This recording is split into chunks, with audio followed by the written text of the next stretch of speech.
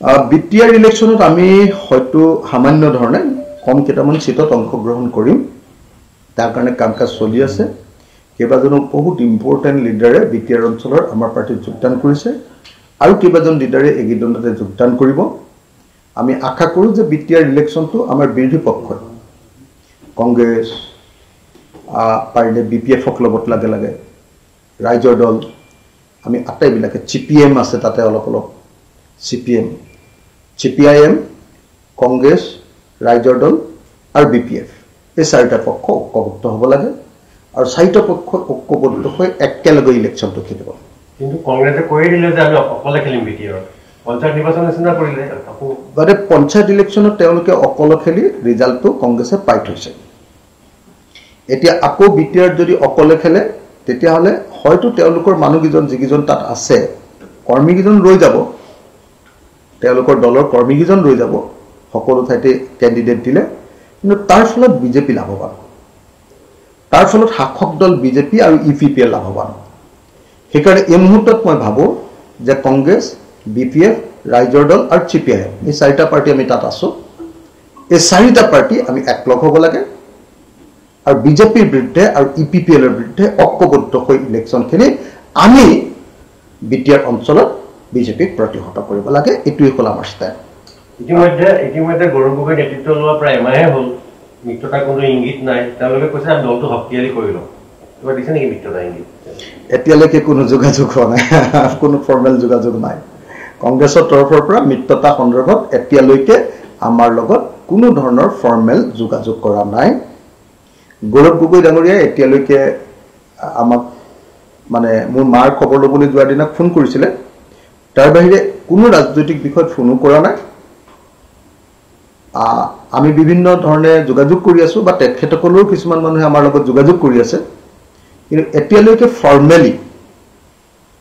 বিৰোধী ঐক্যবদ্ধ কৰিবৰ কাৰণে 2026ত যাতে আমি বিজেপিক হৰাব পাৰোঁ তাৰ কাৰণে কংগ্ৰেছ আৰু ৰাইজৰ দল বিশেষভাৱে এই দুটা দল একলগ হ'বৰ কাৰণে যি ধৰণৰ আনুষ্ঠানিক আলোচনা আৰম্ভ হ'ব লাগিছিলে এতিয়ালৈকে আলোচনা হোৱা নাই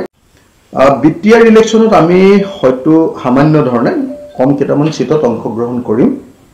তাৰ কাৰণে কাম কাজ চলি আছে কেইবাজনো বহুত ইম্পৰ্টেন্ট লিডাৰে বিটিআৰ অঞ্চলৰ আমাৰ পাৰ্টিত যোগদান কৰিছে আৰু কেইবাজন লিডাৰে এগিদনতে যোগদান কৰিব আমি আশা কৰোঁ যে বিটিআৰ ইলেকশ্যনটো আমাৰ বিৰোধী পক্ষ কংগ্ৰেছ পাৰিলে বিপিএফক লগত লাগে লাগে ৰাইজৰ দল আমি আটাইবিলাকে চিপিএম আছে তাতে অলপ চিপিএম চিপিআইএম কংগ্ৰেছ ৰাইজৰ দল আৰু বিপিএফ এই চাৰিটা পক্ষ ঐক্যবদ্ধ হ'ব লাগে আৰু চাৰিটা পক্ষ ঐক্যবদ্ধ হৈ একেলগে ইলেকশ্যনটো খেলিব কিন্তু কংগ্ৰেছে কৈ দিলে যে আমি অকলে খেলিম বিটিআৰ পঞ্চায়ত নিৰ্বাচন নিচিনা কৰিলে মানে পঞ্চায়ত ইলেকশ্যনত তেওঁলোকে অকলে খেলি ৰিজাল্টটো কংগ্ৰেছে পাই থৈছে এতিয়া আকৌ বিটিআৰ যদি অকলে খেলে তেতিয়াহ'লে হয়তো তেওঁলোকৰ মানুহকেইজন যিকেইজন তাত আছে কৰ্মীকেইজন ৰৈ যাব তেওঁলোকৰ দলৰ কৰ্মীকেইজন ৰৈ যাব সকলো ঠাইতে কেণ্ডিডেট দিলে কিন্তু তাৰ ফলত বিজেপি লাভৱান তাৰ ফলত শাসক দল বিজেপি আৰু ইপিপিএল লাভৱান সেইকাৰণে এই মুহূৰ্তত মই ভাবোঁ যে কংগ্ৰেছ বিপিএফ ৰাইজৰ দল আৰু চিপিআইএম এই চাৰিটা পাৰ্টি আমি তাত আছোঁ এই চাৰিটা পাৰ্টি আমি একলগ হ'ব লাগে আৰু বিজেপিৰ বিৰুদ্ধে আৰু ইপিপিএলৰ বিৰুদ্ধে ঐক্যবদ্ধ হৈ ইলেকশ্যন খেলি আমি বিটিআৰ অঞ্চলত বিজেপিক প্ৰতিহত কৰিব লাগে এইটোৱেই হ'ল আমাৰ ষ্টেপ ইতিমধ্যে গৌৰৱ গগৈ নেতৃত্ব লোৱা প্ৰায় এমাহে হ'ল মিত্ৰতা কোনো ইংগিত নাই তেওঁলোকে কৈছে আমি দলটো শক্তিশালী কৰি লওঁ কিবা দিছে নেকি মিত্ৰতা ইংগিত এতিয়ালৈকে কোনো যোগাযোগ হোৱা নাই কোনো ফৰ্মেল যোগাযোগ নাই কংগ্ৰেছৰ তৰফৰ পৰা মিত্ৰতা সন্দৰ্ভত এতিয়ালৈকে আমাৰ লগত কোনো ধৰণৰ ফৰ্মেল যোগাযোগ কৰা নাই গৌৰৱ গগৈ ডাঙৰীয়াই এতিয়ালৈকে আমাক মানে মোৰ মাৰ খবৰ ল'বলৈ যোৱাৰ দিনা ফোন কৰিছিলে তাৰ বাহিৰে কোনো ৰাজনৈতিক বিষয়ত ফোনো কৰা নাই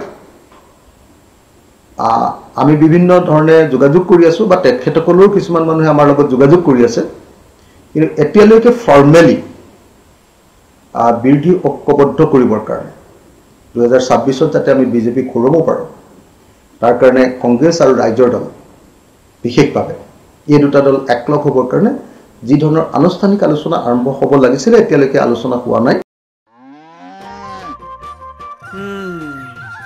মোৰ লখিমীকেইজনীয়ে ইমান বেছিকৈ গাখীৰ দিয়ে মনটো একেবাৰে ভাল লাগি যায় বিয়মৰ দানা খোৱাৰ পৰা মই বেছিকৈ লাভৱান হৈছোঁ আপোনালোকেও বিয়মৰ দানা খুৱাওক আৰু এইটো বেছিকৈ লাভ কৰক